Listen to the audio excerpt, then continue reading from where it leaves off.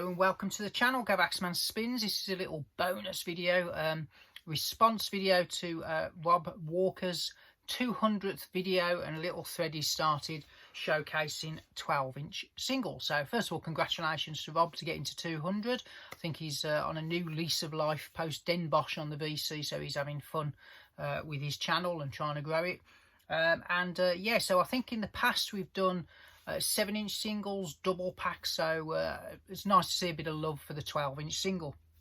As a child of the 80s, and a teenager in the 80s, the 12-inch single was really important because first of all, the sound quality is great because obviously you're getting one song on a pressed at 45 on a nice 12-inch piece of vinyl, bigger artwork, and there was lots and lots of cool stuff to be found on the B-sides and things like that, live tracks, remixes, new songs. So I was a big fan of the 12-inch in the 80s, and more importantly, they were slightly more pocket money friendly. So if you couldn't quite afford an album and you'd got like a couple of quid in your pocket, you could sometimes walk away with a nice 4 or 5 track kind of EP, and you felt like you were getting something new.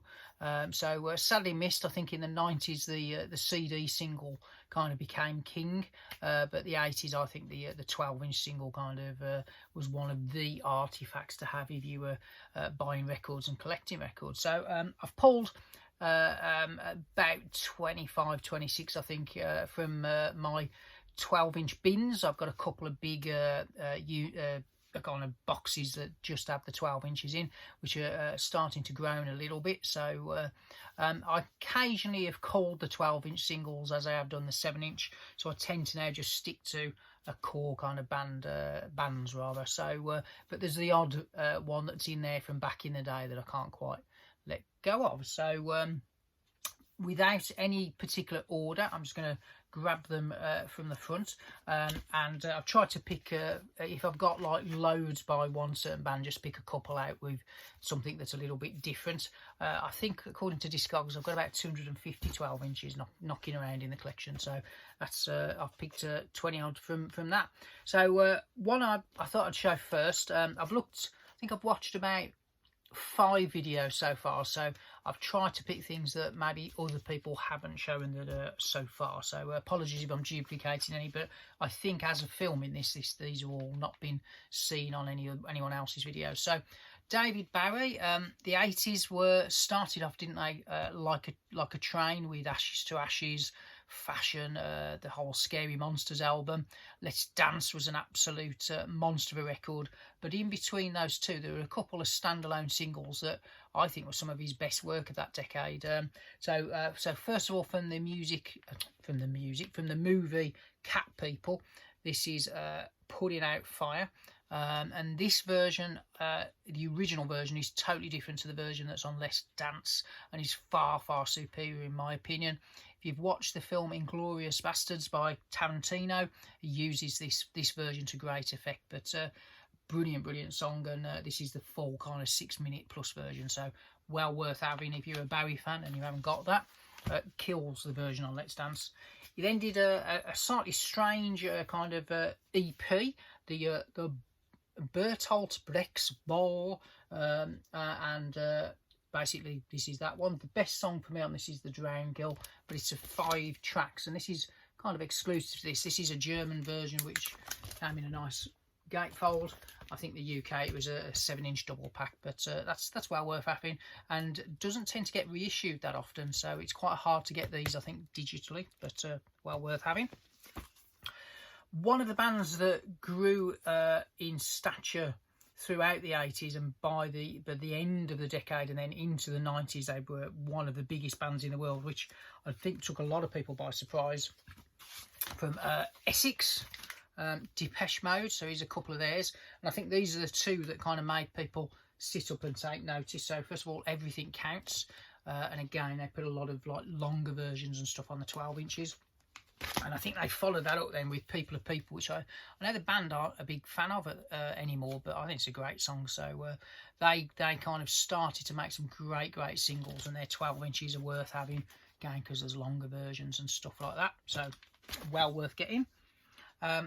Another band that very similar to Depeche Mode as that decade wore on, got bigger and bigger and bigger, and by the early 90s they were just huge, and they finished the decade as with what was possibly their masterpiece in Disintegration. They did occasionally put some singles out that weren't on albums, so Charlotte Sometimes from The Cure, brilliant songs on the Staring at the Sea best of, but wasn't on any official album. Got a nice Fiction label there. And then at the end of the decade, a band that didn't release a fat lot, but everything they did release was brilliant. Only one album, the wonderful The Lars. So this was their debut, I think, 12-inch with Way Out on the Go Discs label. I did a Lars video last year, and at the time I didn't realise I was missing this, so I tracked this one down earlier this year, I think, but a brilliant song. I do love The Lars. And then it is a slightly obscure band, and the reason I've shown this is I think this A-side is one of the best records of the 80s full stop. So from America, the Smithereens and the song Behind the Wall of Sleep. Picked that up for something like 50p somewhere, and it's such a good song. I thought I've got to have it. It's the only 12-inch by them I've got, but it's a brilliant track. If you haven't heard it, check it out. Name checks Bill Wyman, I think, in the lyrics somewhere. Flipping back to the end of the decade now, here's a band that are quite hard to find any of their stuff on vinyl. So the Sundays on Rough Trade, and a wonderful song called Can't Be Sure. Debut album's absolutely brilliant. There's a couple more which I think are getting reissued in America, but there's not a lot happening in the Europe and the UK at the moment for their stuff. But a brilliant band on Rough Trade, and I think we all thought they were going to go on to huge kind of stardom, but more of a cult band now these days. But brilliant record. Lovely A-side, that is. So, when I first started buying 12-inch singles, I was a bit of a metalhead, and one of the bands to have on 12-inch single, really because of the artwork, is the Mighty Iron Maiden. I will be seeing these in a couple of weeks. So this is a 5-track Maiden Japan EP, the last single I think they released while Paul Di'Anno was still in the band, as these lovely kind of custom-made labels. But yeah, that's a good one. And then once Bruce Dickinson joined the band, they did wonderful things like this Aces High. I mean, look at that for artwork. I mean, it's just wonderful, isn't it? But again, because you've got a 3-minute track pressed at 45 on 12-inch, these just sound absolutely awesome. And then one of my other favourite bands on 12-inch, because their B-sides were phenomenal, was the Mighty Marillion Under Fish. So this is their debut, Market Square Heroes, and the reason this is so essential is none of these tracks are on an album. So you get the A-side, which is Market Square Heroes, the B-side, 3 Boats Down from the Candy, but look at the track there, a whole 17 minutes of good endle. And I'm sorry, Genesis fans, I think Marillion with Fish far better than Phil Collins and all that type of stuff. So I know people think they ripped Genesis off mightily, but they put a new twist on it in the 80s, didn't they? And it became briefly rather massive, and then all fell apart. And I know they got a new singer towards the end of that decade, but for me, they were never the same without Fish. So yeah, love that stuff. Rocking it up. So a band that was started off a bit gothy and then embraced the Marshall amps, the wonderful Colts. They toyed a little bit with the remix of stuff. So this is an interesting one. So the most famous song they did, She Sells Sanctuary, came out with a separate 12-inch with the Howling mix, and then another mix called Assault on Sanctuary, which is quite interesting, very primitive kind of remixing of its day, but got a certain charm. A few years later, they got even better at it. They got Francis Kirkovan in to do a remix of Wildflower. This is one of my favourite Cult songs. Look at that again, that artwork. So well worth having. So they started to kind of embrace the Rick Rubin and the Beastie Boys and all that type of stuff. So far kind of more progressive than they're given credit for, the Cult. Now, here's a couple of classics. So, from the Ashes of Joy Division, The Wonderful New Order and Ceremony. So, the version on this original 12-inch is completely different to the version on Substance, their best of album, because they re-recorded it. I think this original version is by far the best, personally. So, well worth getting. And then towards the end of the decade, they released one of the greatest singles. No, not that one, the other one. True Faith, with an even better B-side called 1963. So absolutely essential, the New Order kind of 12-inch stuff is, but wonderful band. Great band.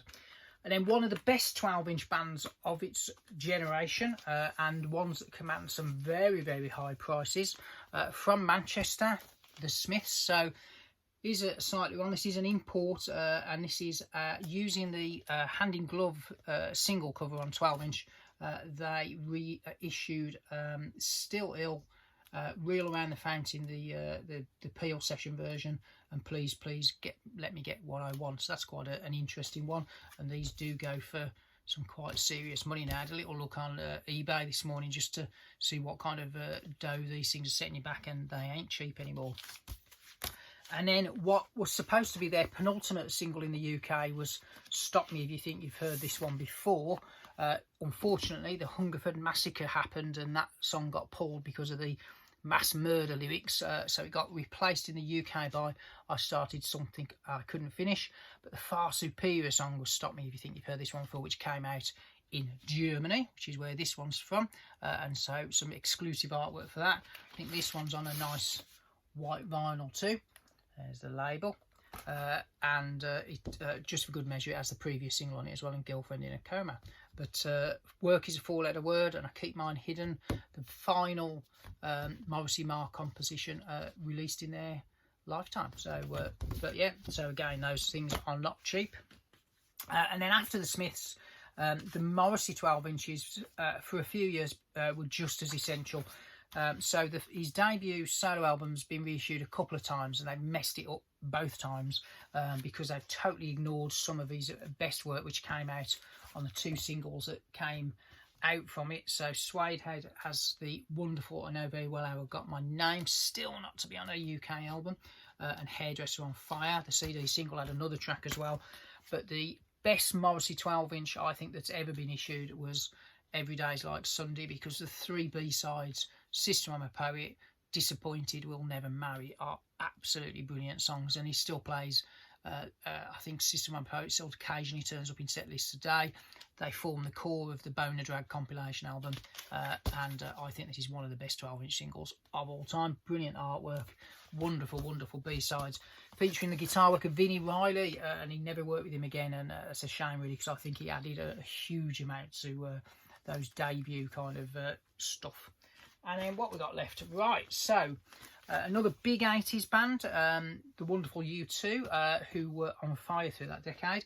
So here is New Year's Day, and what's so good about this, I know when I was at school a load of us bought this because of the live tracks that were on there. So you get a Through Brick Through Window, which goes straight into A Day Without Me, and then a version of Fire, which was on the previous, I think it was the previous single, but and then of course the wonderful A-side in New Year's Day. Can't really go wrong with live U2 in the 80s, they were on fire.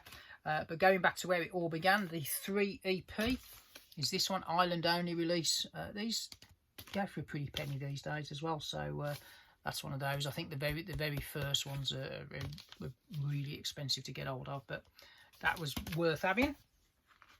Now, if you ask the lead singer who are the best band of the 80s, I think Ian McCulloch would say Echo and the Bunnymen. So Silver, brilliant song, but possibly one of the greatest songs of the 80s, and I think according to Ian McCulloch, the greatest song of all time. The Killing Moon, used on a lot of film shows and adverts these days. Great song though, isn't it? That's like the long version. But if push comes to shove, if you said to me what was the most essential 12 inches of the 80s to get hold of, there can only be one. Frankie says, Frankie Goes to Hollywood, because they took the 12-inch single to a whole new art form. So I've just picked one release, but there's 3 versions of this that came out. But seriously, all of the Frankie Goes to Hollywood 12-inch singles are worth getting, because the mixes are totally different to the album versions. Some of them go on forever, and they sound phenomenal. So if you want a good series of 12-inch singles to test your hi-fi equipment, this is the one. But starting with Two Tribes, totally different to the 7-inch version. Old Ronnie Reagan in their label there. They then did another version with the Carnage mix, and then just for good measure they did another version again, promoting War, which was the flip side, but had another version. They gave Chairman Mao on that label, and I think that's one of the actors from the video on that label. So the Frankie stuff is just absolutely brilliant. So if you want some good funky 12-inch stuff to jump about the house to, that would be my pick. But thanks for watching. Well done to Rob. And next event is the VC Den Bosch reunion in Leeds. There's quite a lot of us, I think, pootling up to Leeds, so that should be happening this weekend. So stand by. Next week, hopefully, I'll get some footage put together. Thank you for watching. Go Axeman Spins, over and out.